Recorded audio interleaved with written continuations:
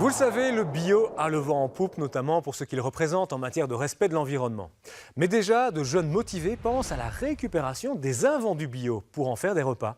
La SBL Les Gastrosophes, c'est leur nom, a été lancée il y a 2 ans et connaît un succès de plus en plus important en tant que traiteur. Mais vous allez voir que ces gastrosophes ont aussi un grand cœur et ne se contentent pas uniquement de vouloir aider l'environnement. Philippe Courteil et Fabrice Biloz sont allés à leur rencontre en plein travail dans la commune bruxelloise d'Anderlecht.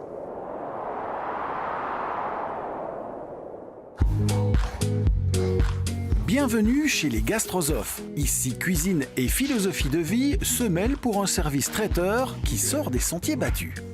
Les Gastrosophes, c'est une association qui existe depuis 2 ans et qui récupère des invendus bio dans les magasins bio, qui les transforme et qui les vend ou qui les offre. Donc on a une offre de traiteur avec un traiteur qui est payant pour tout type de public, pour pouvoir financer des bénéficiaires plus précaires. Les matières premières de leur cuisine sont donc considérées comme peu séduisantes par les clients des magasins bio. Mais ici, un pain trop sec sera transformé en chapelure ou en crouton. Un produit un peu moins joli, ça ne veut pas dire un mauvais produit. Et c'est ça qu'il faut rappeler aux gens aussi un peu. Parce qu'on a fâcheuse tendance à acheter une banane un peu brune à la poubelle ou une pomme un peu plus molle à la poubelle, alors qu'elle est tout à fait consommable et qu'on peut faire une tarte, on peut faire une confiture, on peut faire plein de choses avec. C'est ça qu'il faut rappeler un peu aux gens aussi. Il faut donc pour les cuisiniers bénévoles une inhabituelle part d'imagination pour construire des menus séduisants. J'ai fait un peu de tout, j'ai fait de la cuisine en collectivité et tout ça, et du restaurant. Et ici, c'est vraiment une autre démarche. Je prends un exemple, les pots de légumes, on va les utiliser pour faire les bouillons, qu'on va utiliser pour faire un risotto. Et on va essayer de travailler au maximum pour avoir vraiment 0 déchet alimentaire, parce que ce serait un peu bête de jeter nous, alors que justement il y a de la récup, ce serait vraiment dommage.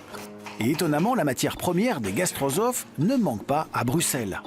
Ça tend vraiment à s'amuser, il y a une vraie conscience et des magasins bio, parce que nous on travaille avec eux, et même des autres types de magasins et des gens. Donc il y a une véritable prise de conscience de ça. Après, il reste encore énormément de gaspillage. Si ces traiteurs bénévoles font de nombreux repas gratuits pour des associations caritatives, ils font aussi des buffets payants. Cela permet de financer quelques frais qu'ils ont pour leurs déplacements, matériel et autres aromates. Ce soir, c'est la clôture du contrat de quartier de l'abbaye de Forêt à Bruxelles et ce sont les gastrosophes qui ont été choisis pour le buffet. Leur concept fait visiblement mouche. Et donc, comme dans les contrats de quartier, on veut vraiment avoir cette dynamique qui est pour nous très très important, de recyclage, de réutilisation, de réhabilitation de bâtiments et avoir quelque chose de convivial. Pour nous, ce traiteur mêlait tout à fait ces 2 aspects et donc on est très content d'avoir pu les sélectionner. Il faut aussi faire preuve d'une grande faculté d'adaptation pour s'adapter aux différents lieux. Ce soir, c'est 150 couverts à mettre en place avec juste un petit local pour se préparer. C'est pas toujours facile, non. Faut s'adapter, rebondir et quand même toujours... Le but du jeu, c'est qu'on sorte quelque chose d'un peu extraordinaire, quoi. Donc après, quand tu nous vois au fin fond de notre truc, tu te dis pas forcément ça va être extraordinaire, puis en fait tu te dis mais comment est-ce qu'ils ont fait pour réussir à sortir ça de leur chapeau magique? Voilà, c'est un peu ça l'idée. Désormais, les demandes se multiplient uniquement grâce aux bouche à oreille et d'autres bonnes nouvelles arrivent.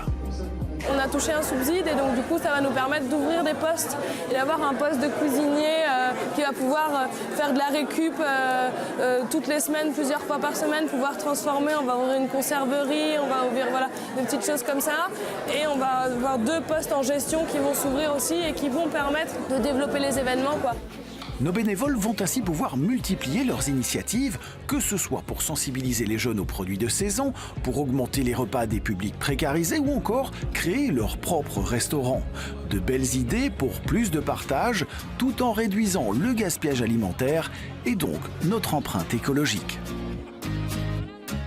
Ce projet vous a plu, vous pouvez le découvrir en détail ainsi que d'autres initiatives du même type sur le site de notre partenaire, l'APER, sur leur site donc www.aper.org/demain.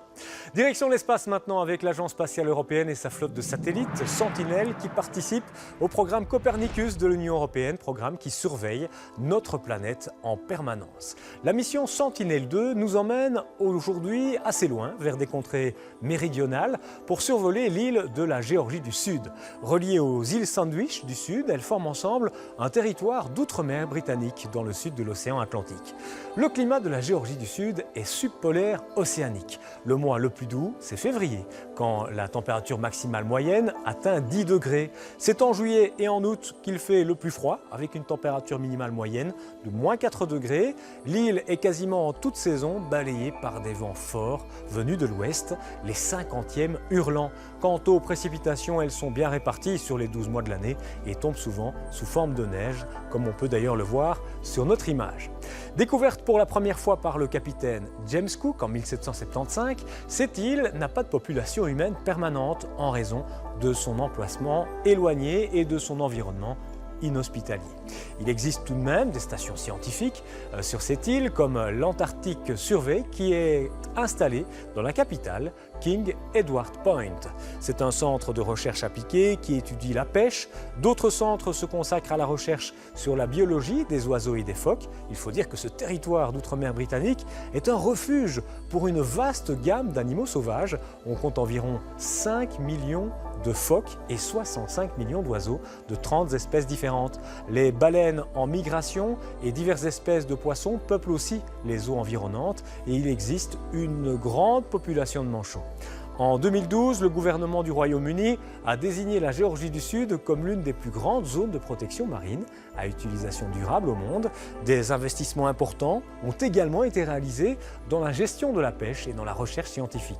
Des efforts de conservation ciblés ont également été réalisés pour aider à protéger les albatros, car la Géorgie du Sud abrite l'albatros vagabond ou albatros hurleur, la plus grande et la plus lourde espèce d'oiseau volant au monde, avec une envergure pouvant aller jusqu'à 3,70 m pour les individus les plus grands.